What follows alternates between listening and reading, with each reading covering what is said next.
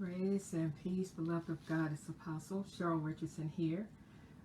We are bringing you a broadcast regarding domestic violence on behalf of Judah's Roar Domestic Violence Awareness Initiative, which we launched a week or so ago officially, although we've been advocating regarding domestic violence for some years now. The Lord directed us to establish a not-for-profit, so that's what we've done. And we launched it officially on last week. It's my prayer that you all have maintained a degree of safety while here and dealing with COVID-19. Today's topic is going to be DV safety, the victim safety, dealing with this pandemic. All right, I'm going to take the time to tag some of you. We are going to go from here, tagging as many of you as I can before we get started. So today we're going to be talking about COVID-19, the coronavirus, as it's also known as, and the impact that it's having on domestic violence victims, because worldwide nations have been on lockdown, varying intensities of it. Not all exactly the same, but the one thing that they all have in common is that the victim is forced to spend more time with the abuser than she or he has had to in the past. Okay, so one of the things that I think is important to point out before we get started, I'm going to ask you all to share.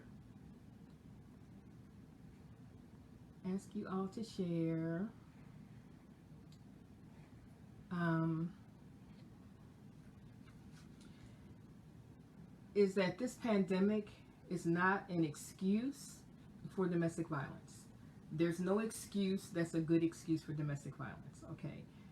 There's nothing that is going on now that is a good reason for anyone to be mistreated, okay? There's no good reason for that.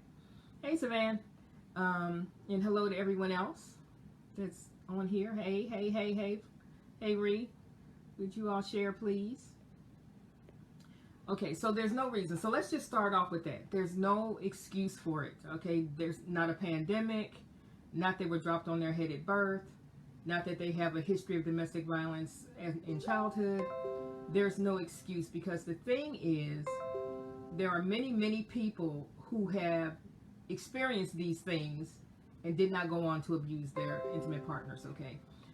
And so we are just going to leave it right there for that. All right, so let's talk about Judah's Roar and our function and our purpose.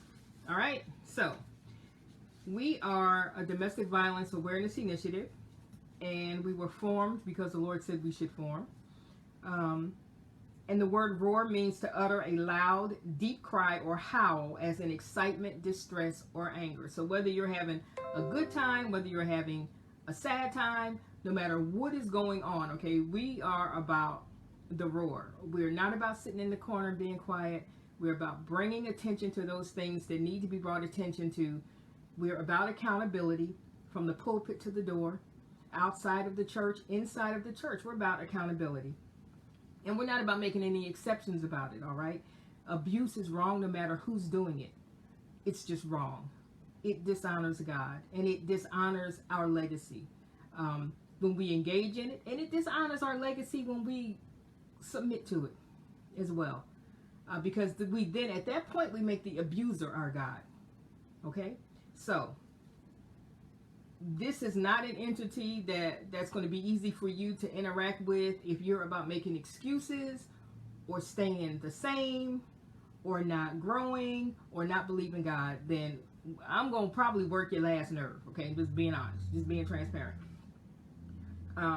But that's our assignment, and we're committed to doing it. So again, we're going to utter a loud, deep cry or howl as in excitement, distress, or anger. Okay, now our mission is to ignite hearts, inspire minds, and safeguard destinies.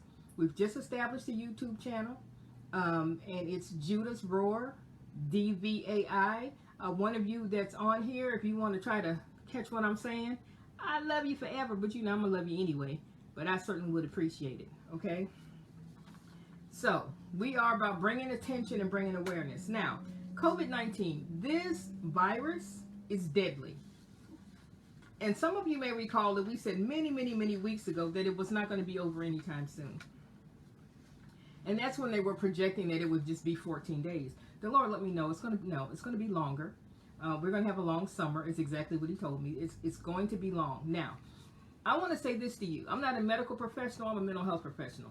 Okay, but I do have some common sense. I'm going to say this to you, and this is straight from the throne room. No matter what country, no matter what state, no matter what city you reside in, no matter if you love Jesus or not, listen to what I'm saying. It doesn't matter what they say in the White House. It doesn't matter what they say in the State House. Use your common sense. People have different reasons for making different decisions, and they are subject to different pressures, okay? And what they're most concerned about, and this is true for any one of us, the most important thing to us in that moment is what we will choose. Now, we might be embarrassed about what we chose later. We might hate that we chose it later. But in that moment, we chose the most important thing. We choose the most important thing. And it's the same for elected officials. If they're concerned about getting in trouble with their boss, they'll sacrifice us. If they're concerned about the economy more so than life, they will sacrifice us. Understand that they all have access to everything that they need to stay safe. They're not running around here trying to figure out where they're going to get a test, okay? So, what is the apostle saying? I'm saying this, and I'm not taking it back. No matter what is said on the news, no matter what is said across a pulpit, no matter how people may try to spiritually manipulate you when they're feeling like you don't have no faith because you stay home, this is the question you need to be able to answer. If I contract this virus, the reason that I was out and about without a mask, the reason that I went to the barbershop, the reason that I went to get my nails did or my weave tightened, is it going to be a good enough reason when I'm on a ventilator? Is it going to be a good enough reason when I bring it home to my loved ones? Well, I think it was worth it then. The Bible says to count the cost. And understand this. Understand. It's just not unsaved folk that don't know who Jesus is that are checking out of here. Please hear me. Please hear me. It's not just people who have lived a sin-filled life and have done mean things. And they're not the only people dying. When I went to bed last night, it was almost 52,000 dead in the United States alone. Some of those people were living right. Some of those people loved the Lord. Some of those people were ministry leaders. They were Sunday school teachers. You know, they worked in society. They were good people by all accounts. But they're gone. They're gone. No matter what is said to you, okay? This is about personal accountability. You think nobody's going to care about your family the way you care about your family, okay? Nobody's going to care about your children the way you care about your children. Don't you listen to other people and jeopardize everybody that you love. Because if you don't die, will you be able to live with that? Will you be able to live with the fact that someone around you contracted it because you had to go get your nails done? Or because you had to go get your hair done? Or because the pastor said, or the bishop said, or the president said? Okay, that was just weighing on me. We have got to think for ourselves. Please think for yourself. When you make a decision, let it be an informed decision. And make sure you're not listening to somebody that has something to gain by you doing a specific thing. What kind of advice are they giving you? And what's in it for them? What's in it for them? What's in it for them? They can open up whatever they want to open up. If you as a business owner don't open up because you're more concerned about your clients, the people who frequent your business, The people who have helped you to build to where you are today, you're more concerned about their health and their welfare than you are about the dollar. Okay? I just believe God will honor that. I just believe God. What he can't honor is us sacrificing each other for money that's not going to be enough anyway. Okay? So let's make sure that our priorities are right. And let's make sure that when we're advising people, we're not manipulating people and trying to get them to do what is best for us. Okay? We go around and we get out here and get exposed to this virus and end up dead. Okay, no more than 10 people come to your funeral. Nobody's going to see your nails anyway. Okay? The mortician's going to be the one doing your nails and tightening your weave and doing your makeup. And then they're going to Skype the whole thing. It doesn't make any sense. And so when we see those numbers, we don't just see numbers. We see families shattered, ripped apart. Let's use wisdom. Let's use wisdom. Okay? It's like baking a cake. You take the cake out of the oven too soon, it's a hot mess, it's doughy and runny inside, and it's not edible. It's useless. Leave it in there a few more minutes and it'll be perfect. So let's not move too fast. And more importantly, make sure that you are able to defend your decision no matter what happens. If you've stayed home, if you've been careful, if you followed CDC guidelines and someone gets sick, you know that you did all that you could to prevent it. And sometimes, beloved, when things happen, when life happens, the only comfort you will have is being able to say, I did everything that I could to prevent that. That's a completely different walk than, well, I went to the mall, and then I went and I did this, and then I went and I did that, and then I went and visited so-and-so, and I did such and such, okay? All right, let's use wisdom. Amen? Please, and thank you. Please, please, please. I don't want to see nobody counted in that number. I don't want nobody I know. I've got loved ones right now that are battling this thing. It's nasty. It's not playing. It lingers. It hangs on. There's a residual impact. These people are not recovering from this virus and bouncing back to their old self. Okay? They are struggling even after they are declared negative. And then understand that we're all still just learning about this thing. And we only know what they are telling us, and they're not telling us everything. They're not telling us everything, okay? So remain prayerful. Count the cost. That's scripture. Count the cost. That's scripture. There's no point in us expecting God to intervene if we don't count the cost, which is what he's directed us to do, okay? All right, so we're going to talk about the cycle of abuse real quick because some people don't even realize that they're being abused. It's just always kind of been that way.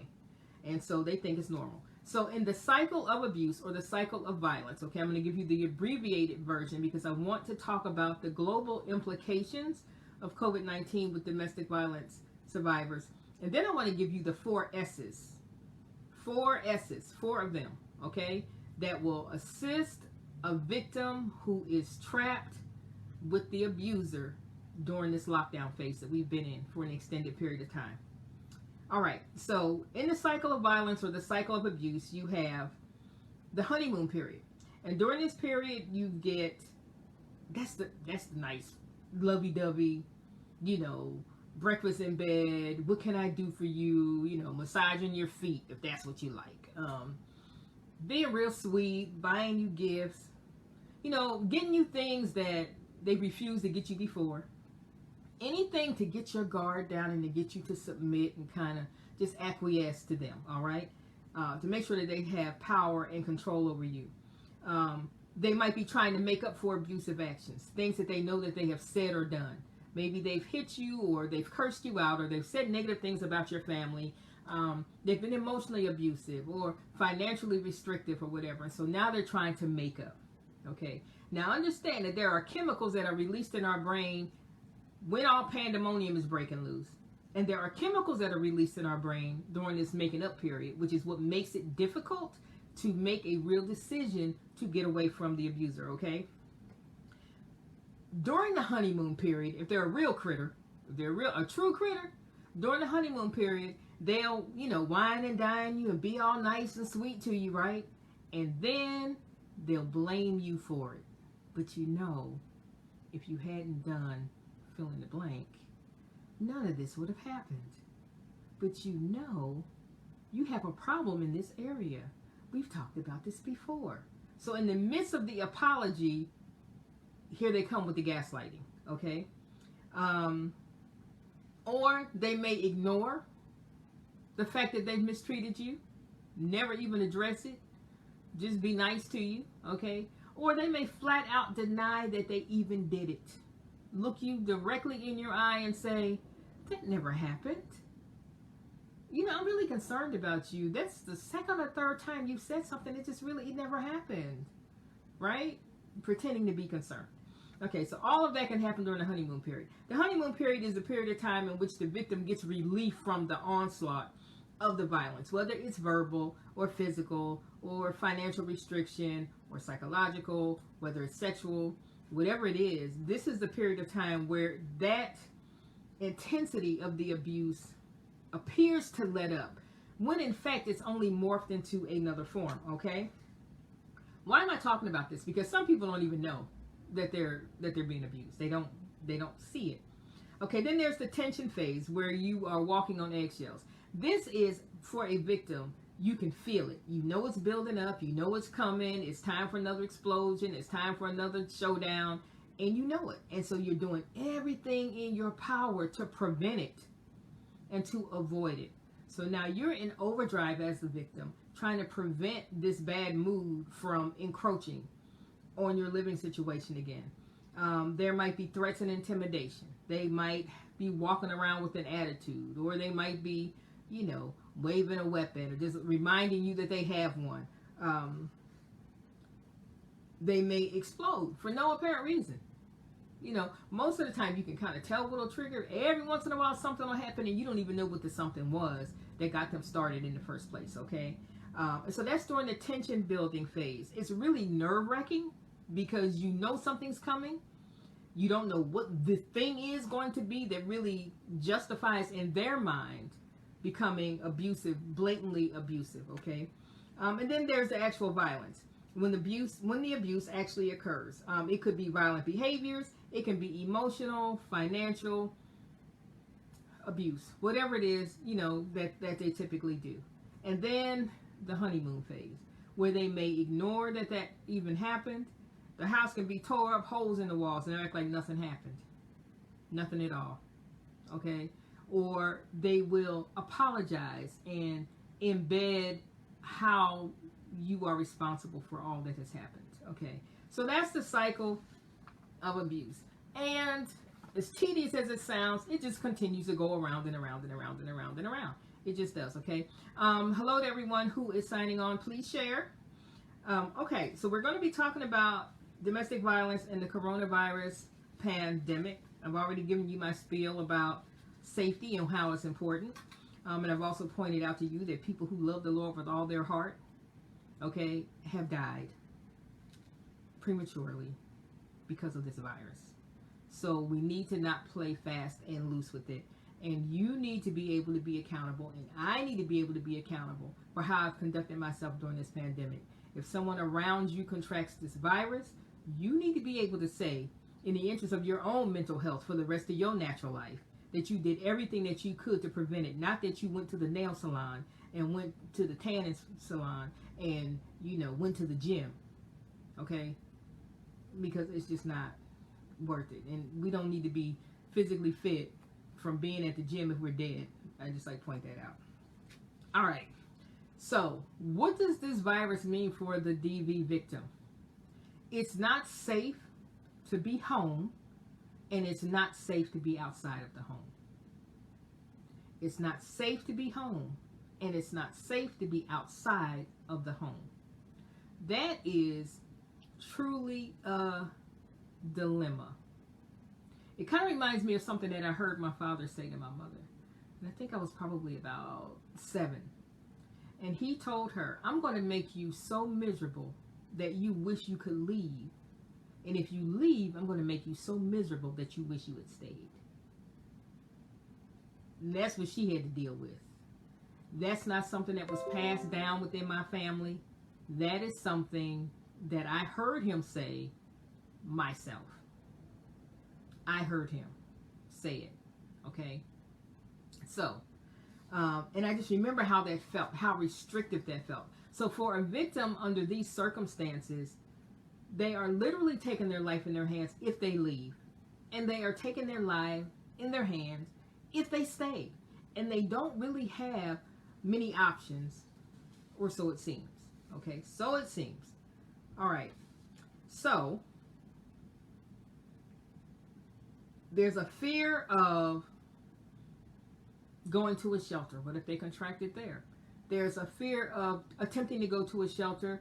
What if they try and there aren't any beds? Because the provision of a safe place to go has been impacted. Okay, shelters have to abide by safe standards. Otherwise, they just become a petri dish for this virus, right? And so there are certain things that they need to be able to do. So maybe their capacity is half what it used to be. So there are real logistical concerns that a victim has at this time, okay?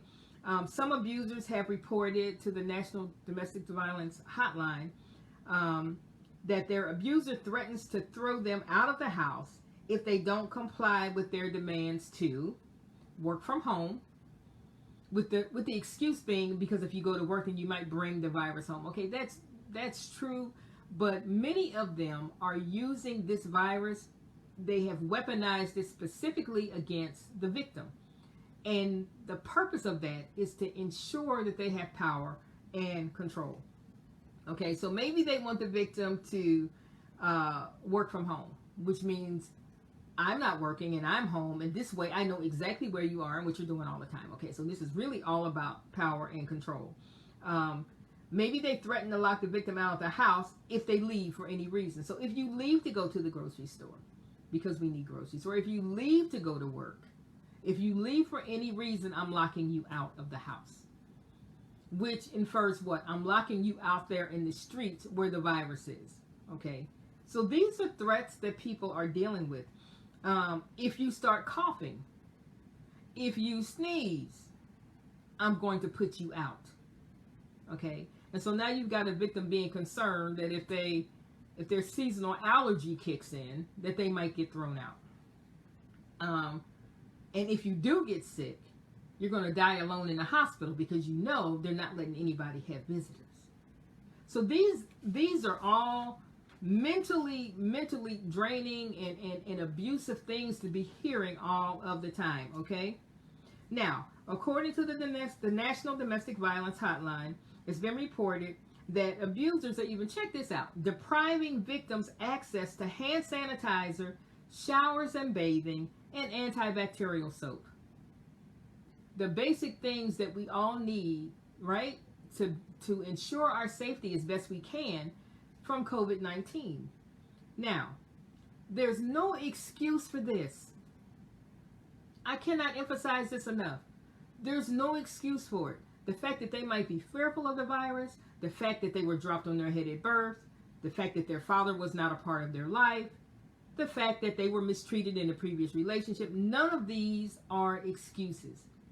And some of the other things that you may experience as a victim, you may find out for the first time, right, in ways that you can't explain away now, that you're in an abusive relationship. So maybe you've never been hit before. Maybe you all had disagreements about socks rolled up in the floor, or you had disagreements about the eggs being burned, or you had disagreements about the kids or whatever. But now it's physical. Okay, so what this pandemic has done, it has ratcheted up. It's kind of like escalated the phases that people find themselves in abusive relationships. Maybe your relationship was just telling you what to wear or what not to wear, or who to be friends with or who not to be friends with. Maybe now it's verbal abuse and not just the expressing of an opinion. Maybe it's physical abuse now and not just verbal.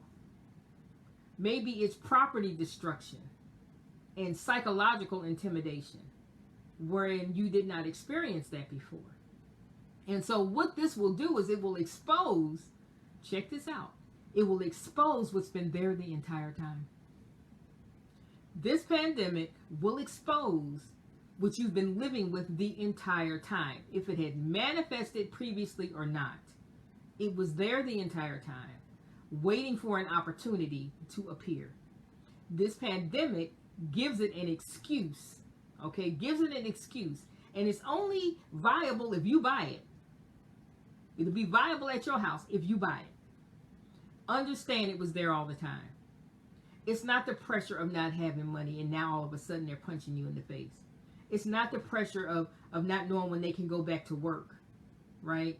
Or, well, now we just got to eat ramen noodles because that's all we have for right now, okay? And we really shouldn't be going out to the grocery store. It's not that. That's not the reason they just cursed you out. That's not the reason that they're abusing the kids. It's not. It was there the entire time.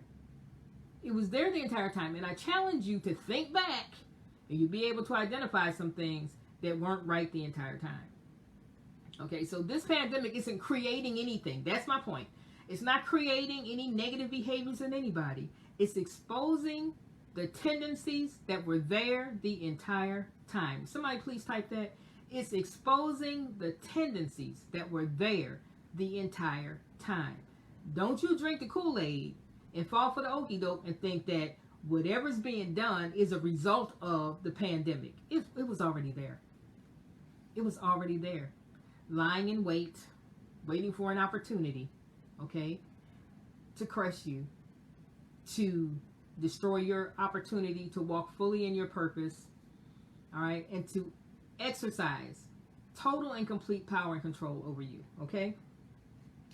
And so there's been many reports of that the behavior seems to have changed. It's important for you to remember that it was there all the time. Now let's look at the global implications, okay? Many countries report an increase in domestic violence, and the United Nations Secretary General Antonio Guterres stated that there is a horrifying global surge in domestic violence during the COVID-19 pandemic. And he has called for a ceasefire, just like he would call for a ceasefire if we were talking about war between nations. I'm going to read that again. Antonio Guterres, who is the United Nations Secretary General, stated that there is a horrifying global surge in domestic violence during the COVID-19 pandemic, and he has called for a ceasefire. Now, in the United States, between the 10th and the 24th of March, 951 callers to the National Domestic Violence Hotline mentioned COVID-19, okay? One caller said that she was being kept home against her will after being threatened with a hammer and an unregistered gun.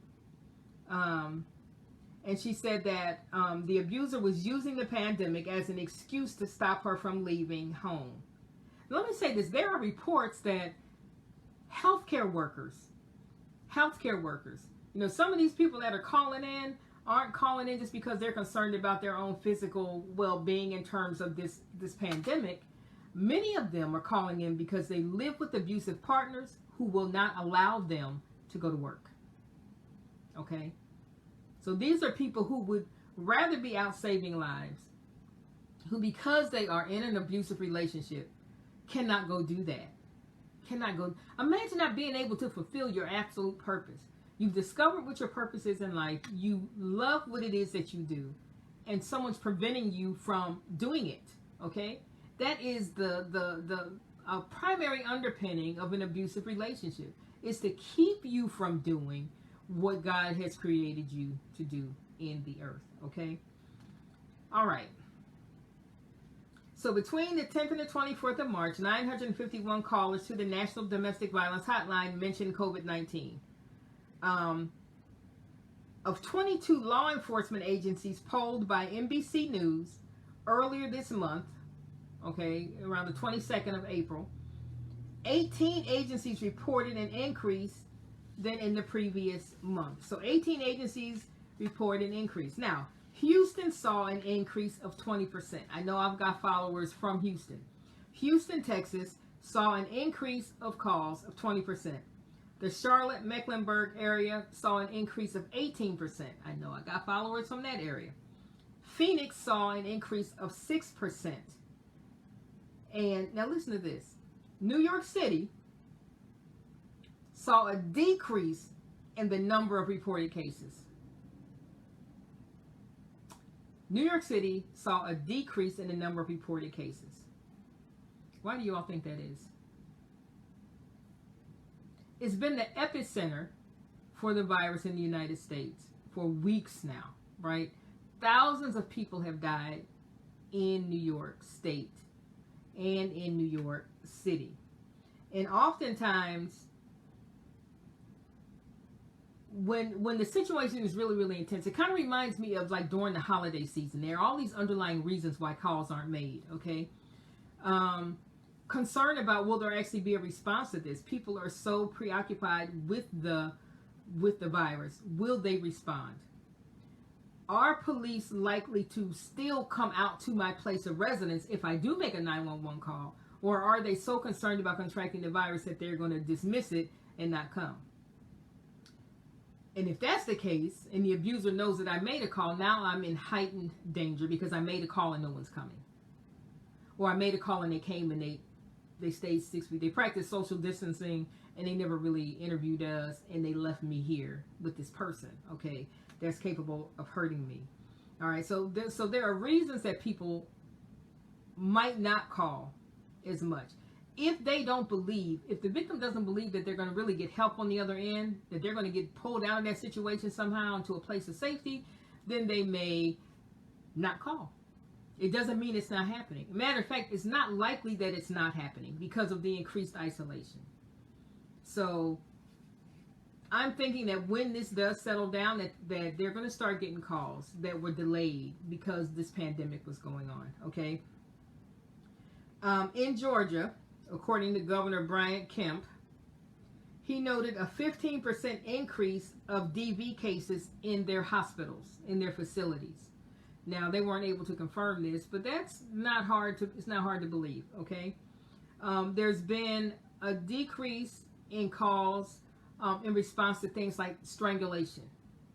This is important because, and if you go to our YouTube channel, you'll be able to see that we've done video discussions about strangulation and the prevalence of it worldwide, but certainly, here in the United States. And the reason that is critically important is because in a case of strangulation, it is not unheard of for victims to die days, weeks later because of internal injuries that they suffered during an incident of strangulation, whether they lost consciousness or not. Sometimes, victims think, well, I didn't pass out, and so it's not too bad. You cannot count on that. It is incredibly dangerous, and you could die days later, weeks later, because of a strangulation incident. So it is imperative that you make a call if that occurs, okay? Rihanna, the pop star, privately donated $2.1 million to the Mayor's Fund for Los Angeles to assist DV victims affected by the lockdown. And then the Twitter CEO, Jack Dorsey, also matched contributions to that drive. And so you've got people from all walks of life trying to step up and that are recognizing. And sometimes, like in Rihanna's case, they do have a history of domestic violence. And so they do understand what that is like. Now, I talked to you a few minutes ago about Antonio Guterres, and I told you that he's the Secretary General for the United Nations. This is a tweet that he made. He made a tweet, okay? And this is what he said on Twitter. Peace is not just the absence of war. Many women under lockdown for COVID-19 face violence where they should be safest, in their own homes. Today, I appeal for peace in homes around the world, and I urge all governments to put women's safety first as they respond to the pandemic. The UN says that 87,000 women were intentionally killed by intimate partners or family members in 2017. 87,000 women worldwide were killed on purpose by intimate partners or family members, okay? Now, some of the struggles that are dealt with worldwide are a shortage of shelters. due to the conversion into health facilities. So in some countries, shelters have been converted into health facilities because they needed more beds, right? And so that leaves less shelter space for a DV victim. And then some facilities won't accept because of concern about bringing the virus into the shelter. Okay, and a legitimate concern. It's a legitimate concern, but it leaves the victim in a quandary. Okay, police in some instances are overwhelmed by policing lockdowns, and some may be less likely to arrest perpetrators because they want to limit direct engagement. If I arrest you, you have to now get in my car and I got to go somewhere with you. We got to breathe the same air all the way there. Okay, so it might be easier to leave you at home. So if a call is made and if it's not clear that it's a critical, urgent thing, physically they can be seen because it's all serious, then the perpetrator may very well just be left there with the victim. Okay, we're going to talk about the 4 S's. So I got some pointers for you so that you can try to stay safe if this is your situation. So the United Nations recommends these things to nations worldwide: an increased investment in online services and civil organizations to make sure that judicial systems continue to prosecute abusers. In other words, don't let that become a minor thing during this pandemic. The nations of the world are encouraged to set up emergency warning systems in pharmacies and grocery stores. I think that's a good idea. To declare shelters as essential services. I think that's important too. Create safe ways for women to seek support without alerting their abusers. Avoid releasing prisoners convicted of violence against women in any form. And then scale up public awareness campaigns, particularly those targeted at men and boys, to help them to understand and to be aware that their behavior, if they're engaging in these behaviors, is in fact abusive. Okay? Now, we are going to talk about the 4 S's. That's what I call them. The 4 S's. These are the things, and I was really prayerful about this, and I thought back to my own situation and the complexity of it and the different circumstances that a victim can find themselves in that make it incredibly hard to leave. Okay, the 4 S's. Are you ready? I need somebody to try to capture this if you can. All right. So for those in lockdown with an abusive partner, these 4 S's will help you. Okay, hear me out. They'll help you no matter what phase you find yourself in an abusive relationship. Whether you've just gotten into it, whether you're just realizing that it is an abusive relationship, whether you are planning to leave today, whether you're planning to leave at some point in the future, whether you plan to stay forever because that's just the love of your life and it just doesn't matter how they treat you, you're just not going nowhere. Okay, so no matter what phase you find yourself in, the 4 S's will help you, okay? Make sure I'm not missing anything y'all are asking me. Hey, everybody that I didn't say hey to. Okay, so the first S, somebody type this for me. The first S is survival. Survival. The first S, hey, Stephen. The first S is survival. What is survival? What is survival? Survival is the state or fact of continuing to live or exist in spite of an accident, ordeal, or difficult circumstances. Survival is the state or fact of continuing to live or exist in spite of an accident, ordeal, or difficult circumstances. Survival is key. You have to have a desire to survive. We're not talking about quality of survival at this point. We're talking about just staying here. Okay, just staying here. Just not leaving here.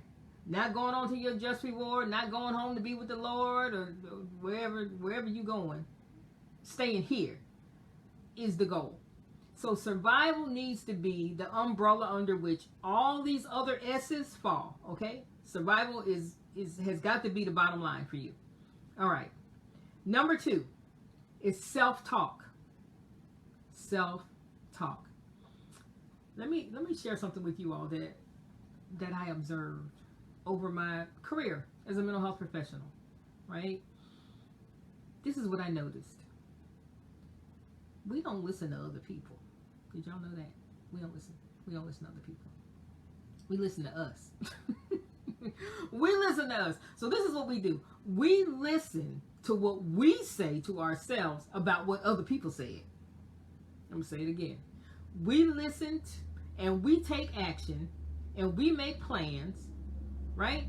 Based on what we say to ourselves about what we just saw, what we just heard, what was just said to us, what was just demonstrated in front of us, whatever we saw, however we perceived it, however we summarize that in our own minds, that's what we respond to.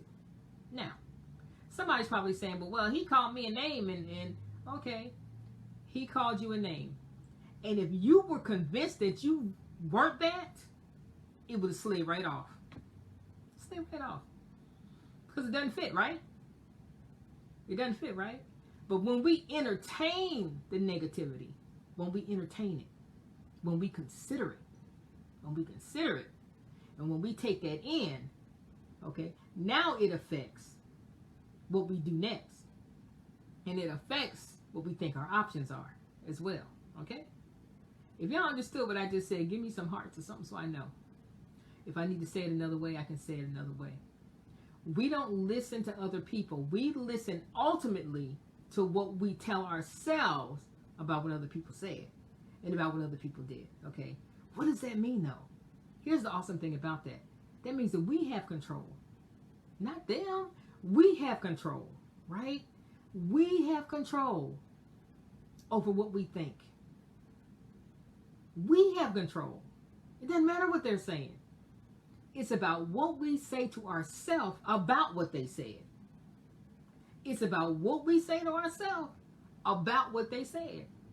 If on the inside of you say, well, yeah, that's right, I am a then now you co-signing what they said. Now you co-signing what they said. Listen, if someone makes a statement about you and it's not 100% accurate, it's inaccurate, right? If someone makes a statement about you, it can be in the middle of a heated argument. What the enemy will do is he'll find a little nugget of truth. He'll find a little target, a little piece of truth, and he'll throw that out there. But you don't buy the whole thing because the statement is inaccurate because it's not 100% accurate. It's contaminated. Don't receive it. Okay? Don't receive it. So we have control over, and this is what we don't understand. We have control. So self-talk is important. Self-talk is important. Well, you're blah, blah, blah. I'm sorry you feel that way. I heard you say it. Apparently you believe it. That doesn't cause me to have to believe it, right? Y'all understand that? Give me some indication that you get that. Because that's self-talk. I'm telling you, self-talk is important. If you can manage your self-talk, it doesn't matter what they say. They can stand on their head in their birthday suit and it will matter not.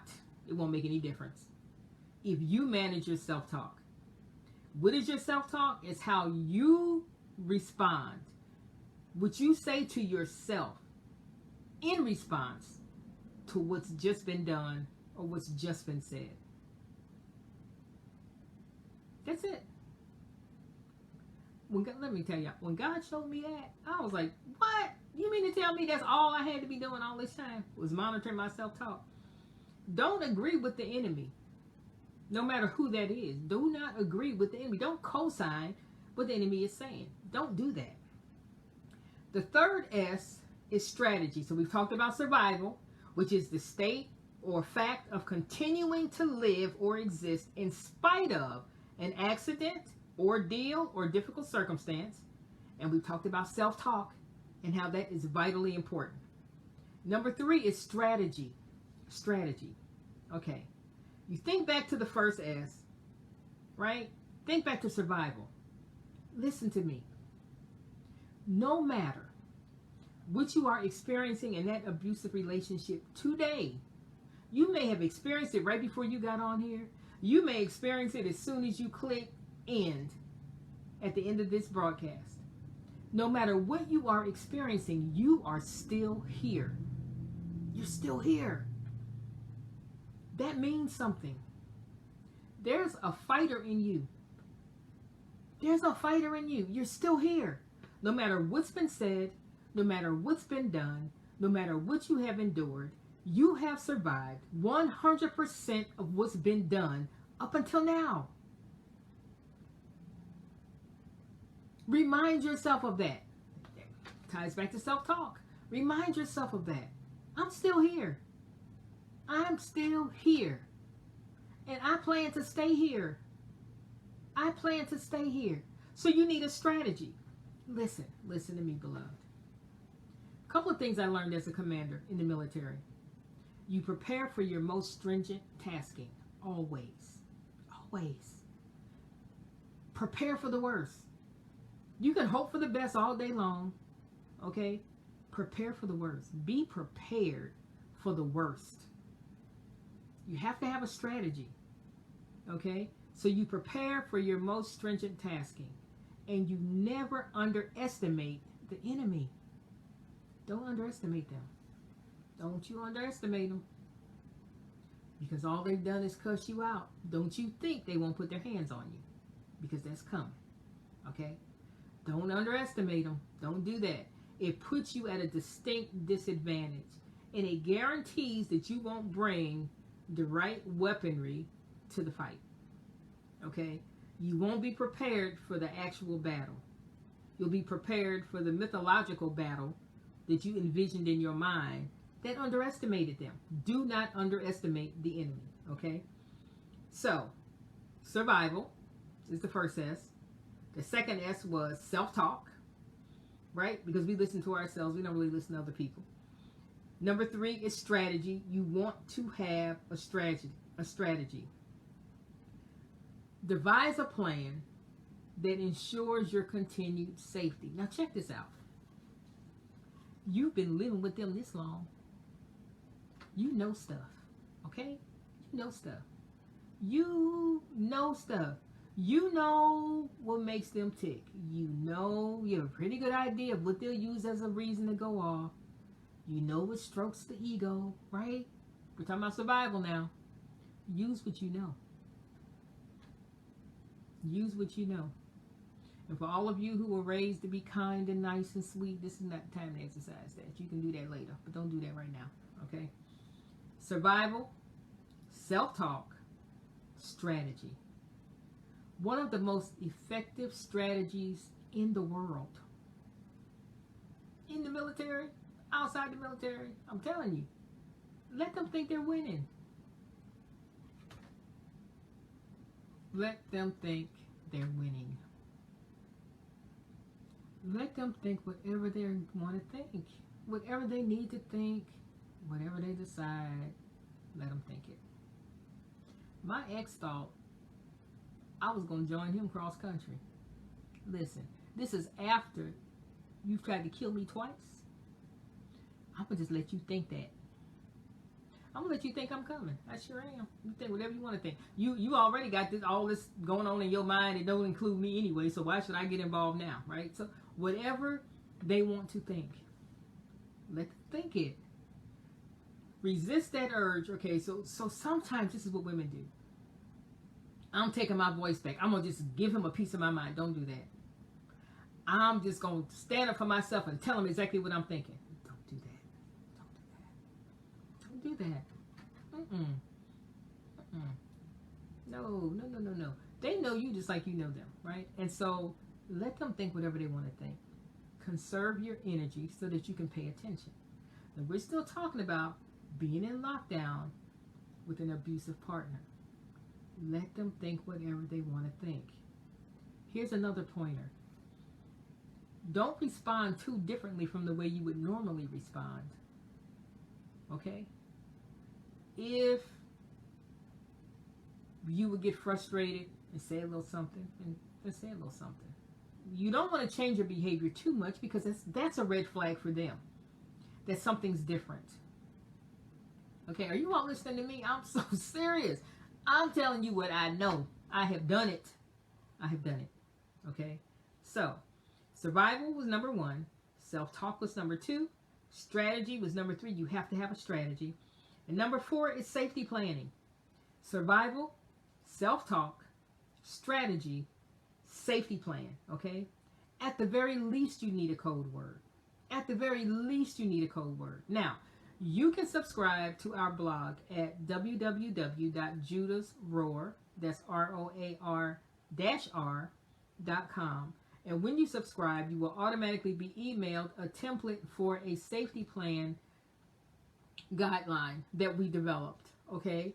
That will help you to think about those things in your life that you need to get a handle on in order to exit safely, and so that when you get to your new destination, you can start your life over as seamlessly as possible. So if you subscribe to the blog, you will automatically be emailed a template for that safety plan, okay? Also, domesticshelters.org, thehotline.org. These are all resources. Your local domestic violence advocate can help you with the safety plan. And if you currently have a safety plan, you want to revisit it, okay? So let's say I'm currently in an abusive situation and I'm planning to leave this week. I need a safety plan to cover all aspects of that.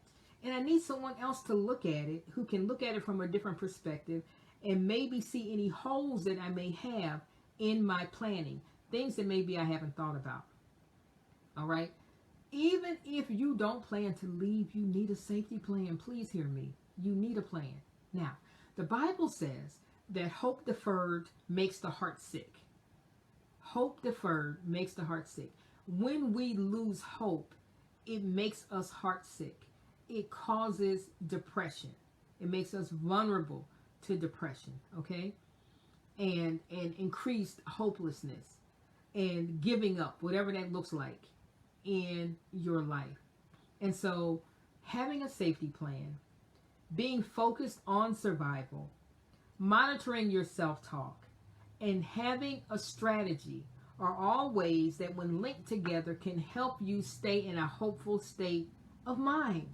And that's important, because if you don't have any hope, when the opportunity presents itself for you to exit safely, you will struggle to do it. Okay? And so what have we been talking about today? We've been talking about being on lockdown with an intimate partner that is abusive. We've talked about the global implications. We've shared what Antonio Gutierrez, the Secretary General for the United Nations, has called for a ceasefire in terms of domestic violence worldwide. It's a global pandemic anyway. Now people know what the word pandemic means, but domestic violence was a global pandemic before Covid-19 was discovered, okay? So it's just that bad. So if you think about the numbers that we're looking at in terms of deaths and the people who have been infected and the people who have recovered, domestic violence is as far-ranging and as detrimental as that, okay? So understand the cycle of violence. Understand the honeymoon phase. Understand the tension building, and then the actual violence, and then it circles back around again. Understand that many victims don't even recognize that they are victims. Okay? Understand that during this pandemic, they may experience an increase in the severity or the frequency of the victimization, okay, that they are being forced to endure. And that they have valid concerns. But please, please, please, if you need to call 911, call 911. At the very least, you can develop a safety plan. And if you utilize the 4 S's, it will better ensure your safety. Understand that this virus is not discriminating between people who love Jesus and people who don't. It is attacking everybody with lungs, okay? It's attacking everybody. It is. And people of color are being impacted more severely than others. There are more of us dying than other demographics, okay? And then the elderly, children, infants, New York firefighters, 4 or 5 month old baby just died from this virus. So all of these things that we have on our mind that we think may exclude us are erroneous. Okay? All right. The 4 S's again. Survival. The state or fact of continuing to live or exist in spite of an accident, an ordeal, or difficult circumstance. Survival.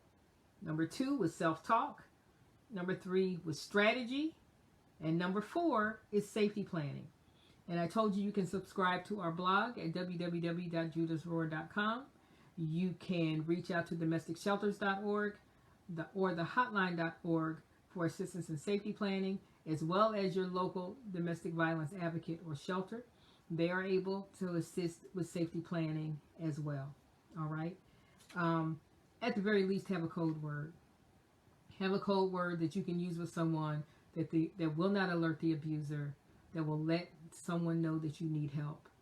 And I suggest that you have more than one, that you have 2, so that they know. Okay, I just need for you to know that this happened. I just need you to know that they hit me or that they put their fist to the wall. I need for you to call the police. I need for somebody to come over here. I'm scared. Whatever it is. But you need a code word at the very least. Okay? All right? If you have any questions or comments, feel free to put them in the comment section. Hey, Apostle. And we will be back on next week. All right? You can reach out to me on Messenger. We've got 3 Facebook pages. We're on Pinterest. We're on Instagram. Check out our new YouTube channel. It's Judas Roar DVAI, Domestic Violence Awareness Initiative. Like, which is a thumbs up on YouTube. Share, subscribe, okay? This is a way that you can help raise awareness so that people understand what it is they're dealing with. Know now, there's no excuse. There's no excuse for domestic violence. There's no excuse. COVID-19 is not an excuse for someone to engage in domestic violence. Men can also be victims. Understand that. Men can also be victims.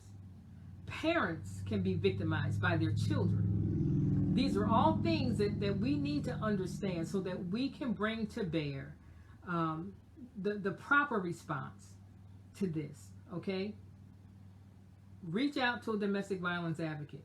Everyone is not equipped to counsel you regarding this. Some of these people are well-intentioned, but if you listen to them, you're going to wake up dead, okay? Because they don't know what they're talking about. They've got, life experience. They've got what they've been told, but they don't understand. They don't understand. And this is your life you're talking about. So it's important that you get help, and help is available to you. And there's no charge for it. Reach out to a domestic violence shelter in your area. If you can't find one in your area, you can reach out to me on Messenger and I will help you find one. Okay? The hotline.org, domesticshelters.org. There's lots of help out here. There's lots of help out here. Please do not suffer in silence. Do not become complicit with the isolation that typically occurs in domestic violence situations, okay?